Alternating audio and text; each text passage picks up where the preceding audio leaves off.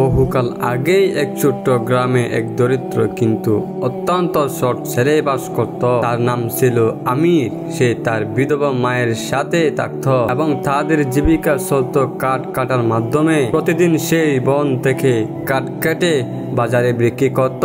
একদিন কাঠ কাটতে গিয়ে হঠাৎ তার কোড়াল নদীতে পড়ে গেল। নদীর পানি ছিল গভীর, তাই সে কোড়ালটি উদ্ধার করতে পারল না। দুঃখ ভরান্ত মনে সে আল্লাহর কাছে সাহায্য প্রার্থনা করলো। হঠাৎ এক আশ্চর্য ঘটনা, এক ফেরেশতা তার সামনে এসে দাঁড়ালেন এবং জিজ্ঞাসা করলেন, হে বালক, তুমি কেন কাঁদছ? আমির বলল, আমার একমাত্র কোড়ালটি নদীতে পড়ে গেছে, সে ছাড়া আমি আমার পরিবারের জন্য উপার্জন করতে পারবো না। ফেরেশতা নদীতে ডুব দিলেন এবং দুটি সোনার কোড়াল নিয়ে ফিরে এলেন। তিনি আমিরকে জিজ্ঞেস করলেন, এটি কি তোমার কোড়াল? আমির বলল, না, আমার কোড়াল না, এটি নয়, আমার কোড়াল লোহার ছিল। ফেরেশতা আবার ডুব দিলেন, এবার একটি রূপার কোড়াল নিয়ে এলেন। আমির আবার বলল, এটাও আমার কোড়াল নয়। অবশেষে ফেরেশতা আমিরের লোহার কোড়ালটি বের করে আনলেন। আমির খুশি হয়ে বলল, হ্যাঁ, এটি আমার কোড়াল। আমিরের সততা দেখে ফেরেশতা সন্তুষ্ট হলেন এবং উপরস্থ তাকে সোনার ও রূপার কোড়ালও দিয়ে দিলেন। আমির আল্লাহর শুকরিয়া আদায় করলো এবং খুশি মনে তিনি তার মায়ের সাথে বাড়ি ফিরে গেল।